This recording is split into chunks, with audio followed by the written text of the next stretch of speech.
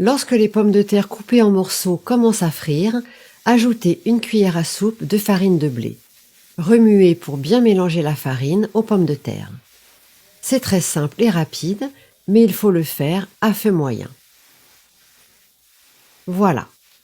Après avoir bien remué, on va ajouter le beurre. Environ une cuillère à soupe. Vous allez voir, le beurre fond très vite. Remuez à l'aide de votre spatule en soulevant les morceaux de pommes de terre pour qu'ils dorent bien de tous les côtés. Comme ça. Ajoutez maintenant une bonne quantité de lait pour bien remplir votre poêle en recouvrant toutes les pommes de terre. Car les pommes de terre vont cuire dans le lait. Couvrir et laisser cuire quelques minutes. Retirez le couvercle et vous voyez, le lait et la farine de blé ont fait une belle sauce. Maintenant, on va ajouter du sel, une cuillère à café. Du poivre noir, une cuillerée. Du cumin, une cuillerée aussi. Et on va ajouter du romarin. Voilà. Remuez pour bien mélanger les épices, mais délicatement pour ne pas écraser les pommes de terre. Le goût va vous surprendre. Faites cette recette à la maison.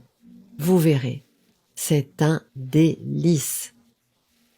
Après avoir bien remué, ajoutez le paprika et ajoutez 50 g de parmesan râpé. Mélangez à nouveau le tout. Moi, j'ai l'eau à la bouche rien qu'en sentant cette bonne odeur. Prenez votre temps pour bien mélanger et faites-le soigneusement. C'est une recette assez simple, mais ça va être délicieux. Voilà, on mélange bien.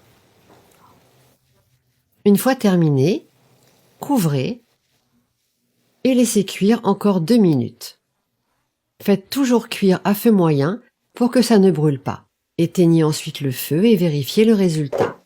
Voyez à quel point c'est incroyable. Vous allez voir, le goût va vous impressionner.